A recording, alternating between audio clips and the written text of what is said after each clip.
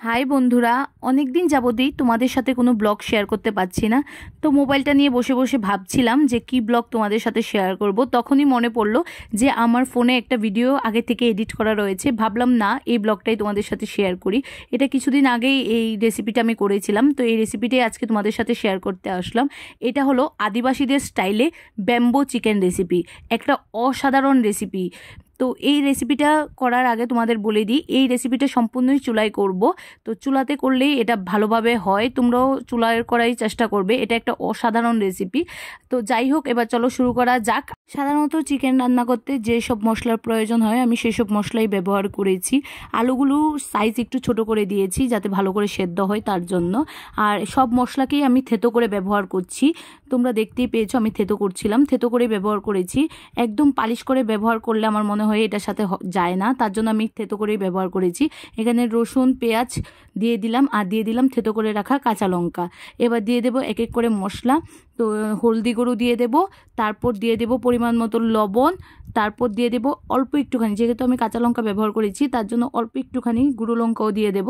তো তারপর দিয়ে দেব অল্প একটুখানি সরিষার তেল, সাদা তেল সরিষার তেল, তোমরা যে কোনো তেলই ব্যবহার করতে পারো। তেলটা কিন্তু অল্প পরিমাণ দেবে, বেশি পরিমাণ দেবে না।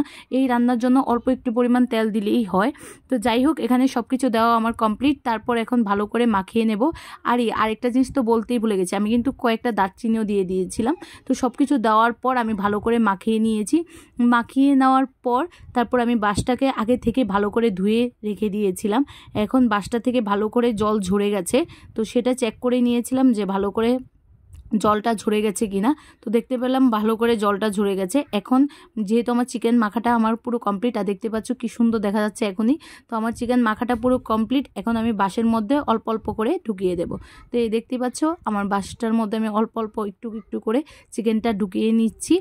আর এই চিকেনটা কিন্তু কোনো জল ব্যবহার করার কোনো প্রয়োজন নেই। চিকেনটার মধ্যে যেভাবে চিকেনটা ধোয়ার পর থাকে সেইভাবেই তোমরা সব মশলা মেখে তারপর বাঁশের মধ্যে ঢুকিয়ে দেবে। এক্সট্রা কোনো জল ব্যবহার করবে না, যেটা আমিও করিনি। তোমরাও এক্সট্রা কোনো জল ব্যবহার করবে না, জলের কোনো প্রয়োজন হয় না। তো এক্সট্রা কোনো জল ব্যবহার করবে না। এখানে ভালো করে দেখতে পাচ্ছ আমি সব মশলা ঢুকিয়ে নিলাম। আর দেখতে পাচ্ছ এখন দেখাচ্ছি তোমাদের কতটুকু হলো। অনেকটা জায়গা আরও খালি রয়ে গেছে। তো মুখটা সিল করার জন্য এখানে আমি কলা পাতা ব্যবহার করছি। তোমরা চাইলে যে কোনো পাতাই ব্যবহার করতে পারো, কিন্তু কলা পাতাটা আমি নিলাম।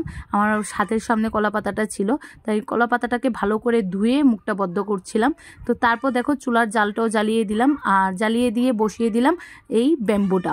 আর ব্যাম্বোটা বসিয়ে দেওয়ার পর ভাবছিলাম ফেটে না যায়, ফেটে গায়ে না পড়ে চলে আসে, যেহেতু ফার্স্ট টাইম করছিলাম।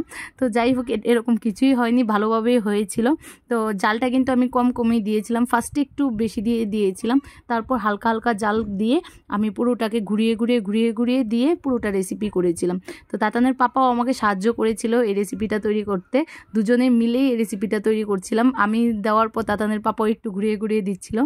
তো আগুনটা যে সাইডে ছিল ওই সাইডটাই বারবার ঘুরিয়ে দিয়ে করার চেষ্টা করেছি।